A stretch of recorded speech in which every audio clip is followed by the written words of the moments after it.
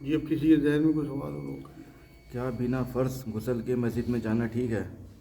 ان کا سوال یہ ہے کہ آپ بنا فرض غسل کے مسجد میں جانا ٹھیک ہے؟ نہیں بھائی، بالکل بھی ٹھیک نہیں ہے۔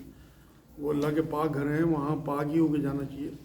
لیکن بھول سے کبھی ایسا ہو جائے تو کوئی حرج نہیں۔ ایک بار نبی اکرم صلی اللہ علیہ وسلم فجر کی نماز پڑھانے کے لیے آئے، صحابہ کرام اکٹھے تھے، تو آئے اور پھر کہا کہ تم لوگ رکو، میں دوبارہ آتا ہوں۔ پھر گھر گئے اور غسل کر کے آئے۔ تو پھر صحابہ کو یہ بات کہا، یہ کہی بات کہ میں جنبی تھا، مطلب میں نے جمعہ کیا تھا اور میں غسل کرنا بھول گیا تھا۔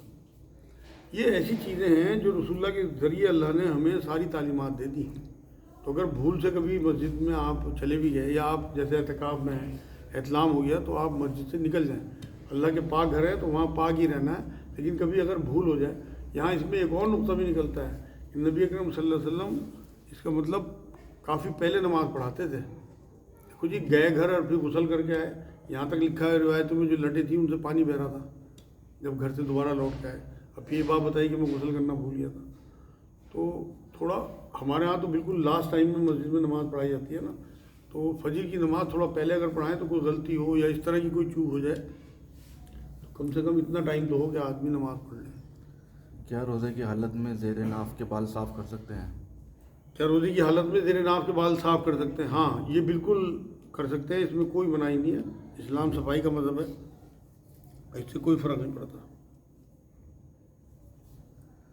اور یہ میں وضاحت کر دوں، یہ سوال آج ایک بچی کی طرف سے آیا تھا، تو اس لیے بالکل سب کے لیے، عورت ہو مرد ہو، جو جس طرح سے انسٹرکشن اللہ کے رسول نے دیے ہیں، روزہ کن چیزوں سے ٹوٹتا ہے، کن چیزوں سے رہتا ہے، سب آپ کو معلومات ہونی چاہیے۔ میں یہ بتا دوں، پہلے بھی کہہ چکا آپ لوگوں کو کہ جو چیزیں ہمارے اوپر فرض ہیں ان کا علم سیکھنا ہمارے اوپر فرض ہے۔ روزہ ہمارے اوپر فرض ہے تو اس کا علم سیکھنا بھی ہمارے اوپر فرض ہے۔ ایک بہن کا سوال ہے، پریگننٹ ہیں، کئی بار سحری یا فجر کے بعد انہیں الٹی آ جاتی ہے یا خود کھانا نکل جاتا ہے، تو کیا روزہ رہے گا؟ اچھا، ان کا سوال یہ ہے، پریگنینسی ہے تو ظاہر سی بات ہے اس میں تھوڑا سا دل مچ جاتا ہے بچیوں کا، تو سحری میں یا سحری کے بعد جو ہے انہیں الٹی آ جاتی ہے یا الٹی کرنی پڑتی ہے مان لو، تو کیا روزہ رہے گا؟ دیکھو، اگر الٹی خود آتی ہے انہیں تو پھر تو روزہ رہے گا، لیکن اگر انگلی ڈال کے انہوں نے الٹی کی تو پھر روزہ نہیں رہے گا۔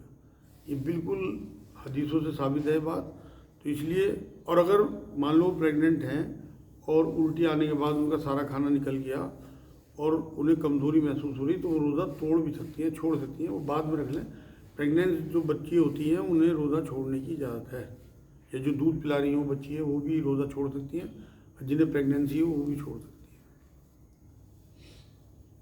دو آدمی جماعت کر سکتے ہیں اگر نماز نکل جائے؟ ان کا سوال یہ، جماعت اگر نماز نکل جائے دو آدمی جماعت کر سکتے ہیں؟ بالکل کر سکتے ہیں بھائی، آپ بالکل اپنے ساتھی کو برابر میں کھڑا کر لیں، تھوڑا سا پیچھے کر کے بالکل جماعت کر سکتے ہیں۔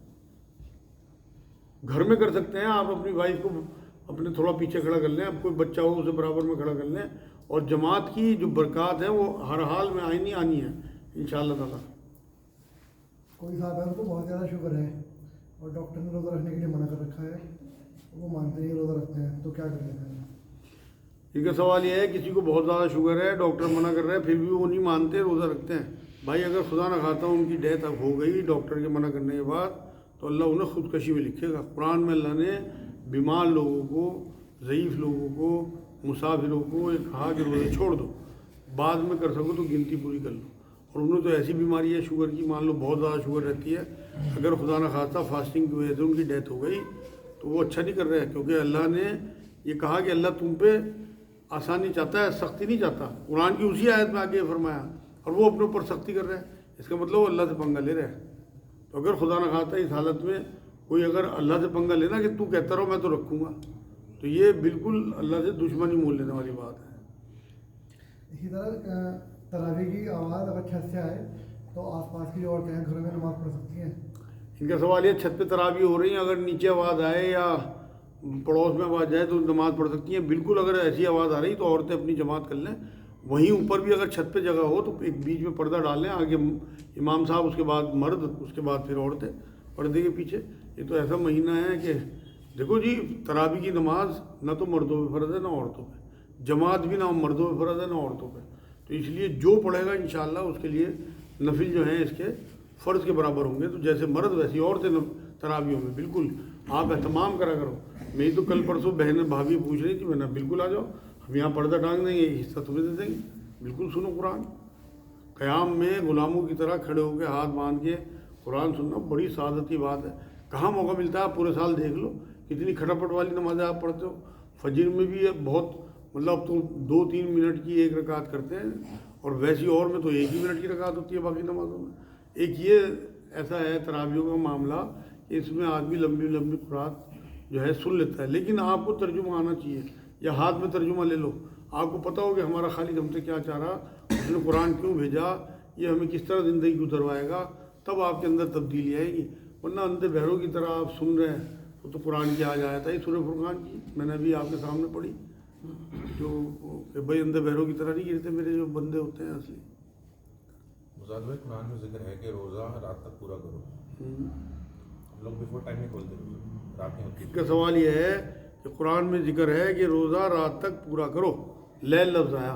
असल में कुरान में जो लफ्ज़ आया ना, लैल और नहार 2 ही लफ्ज़ हैं, और इस्लामी दिन की शुरुआत जो है वो मगरिब के टाइम से होती है। आपको पता है, जहाँ सूरज ढलना शुरू हुआ और चाँद का मामला नमदार हुआ, वहाँ से दिन बदला और रात आ गई। तो इस्लामी कैलेंडर के जो दिन हैं वो मगरिब के टाइम से बदलते हैं।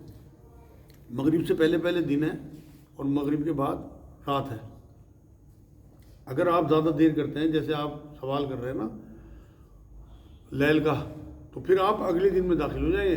तो आप जो नियत करके आए वो उसी दिन के रोज़े ही करके आए, अगले दिन के रोज़े की नहीं नियत करते आप। तो इसलिए आपको नबी ने इसीलिए फरमाया कि रोज़े में जल्दी करो और सहरी में देर तक खाओ, मतलब आखिरी टाइम तक।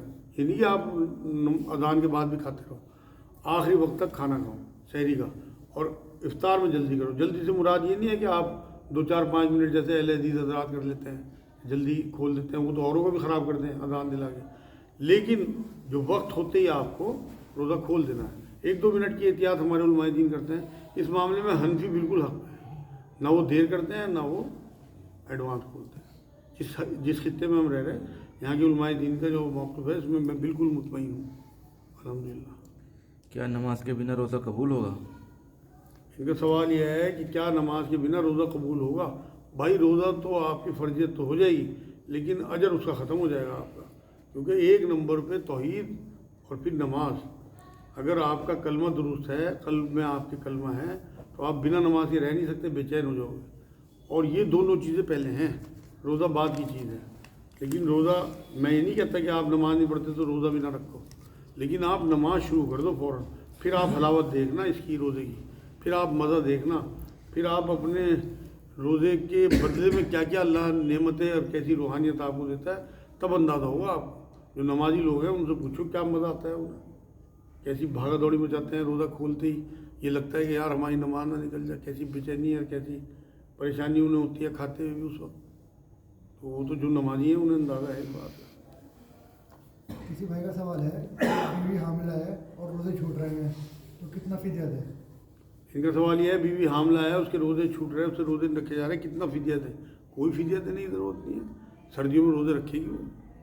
फ़िदिया तो उन लोगों के लिए है जिन्हें डॉक्टर ये कहते हैं कि अभी ज़िंदगी भर रोज़े रखेंगे नहीं, और इनकी जो बीमारी है वो बहुत ज़्यादा बिगड़ चुकी। दूसरे, या कोई इतना ज़ईफ़ हो जाए कि उससे जो है रोज़े इतनी कमज़ोरी आ जाए कि वो रोज़े रख ही ना सके। या फिर वो जो एक और मैंने आपको बताया था, शायद 3-4 दिन पहले सवाल आया था कि पै दर पै किसी औरत के बच्चे हुए और 8-9 साल तक 3-4 बच्चे हुए और वो उन्हें दूध पिलाने में वो रोज़े नहीं रख सकी, तो फिर उसका मामला ऐसा होगा कि वो किस तरह रखेगी इतने सारे रोज़े, तो वो फ़िदिया दे दे।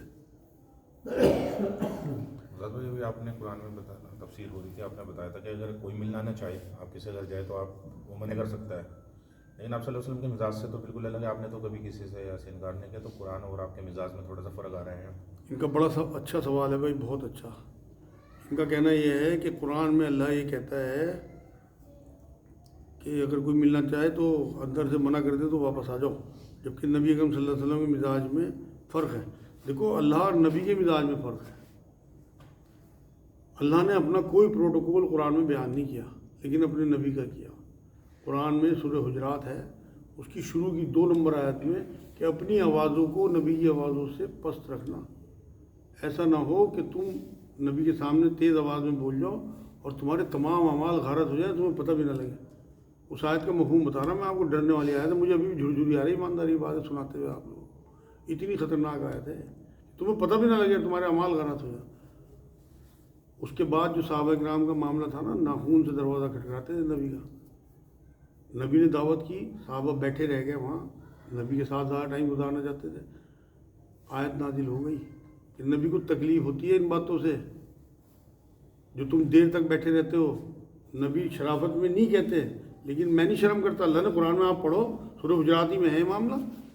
تو اس لیے اللہ رب العزت نہیں شرماتا. تو یہ کہتا ہے سورہ بقرہ بھی شروع میں کہ میں تو مکھی اور مچھر کی مثال سے بھی نہیں شرماتا دینے میں. لیکن نبی کا مزاج اور تھا. اللہ کا معاملہ جو تھا وہ کلیئر 2 اور 2 4 کی طرح ساری بات بتاتا تھا. تو اللہ نے ہمیں ہدایت دینی ہوتی ہے, اور نبی کو صرف بات پہنچانے کے لیے بھیجا گیا. تو نبی کا مزاج اور ہے, اور اللہ کے جو کرنے کے کام ہیں اور حال میں کر گزرتا ہے. نبی کبھی کسی کو نہیں منع کرتے تھے, لیکن اللہ ٹوک دیتا تھا. جگہ جگہ قرآن میں پروٹوکول بیان ہوا نبی کا. تو اس لیے آپ یہ نہ سمجھو کہ آپ نبی کے ساتھ کوئی زیادتی کر جاؤ گے اللہ چپ رہ جائے گا.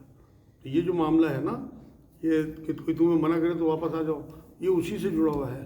یہ معاشی جو زندگی ہوتی ہے معاشرتی, اس میں آپ لوگوں کو ایک دوسرے کا خیال کرنا چاہیے. 3 بار اگر آپ کی گھنٹی چلی گئی یا 3 بار آپ نے کسی کو فون کر لیا اور وہ فون نہیں اٹھا رہا, تو آپ کے لیے جائز نہیں ہے آپ اسے 4تھی بار فون کرو. وہ نہیں بات کرنا چاہتا آپ سے. ہاں اگر آپ کے پیسے ہی ہیں اس پہ تقاضا کرنا تو بالکل آپ کو پوری اجازت ہے.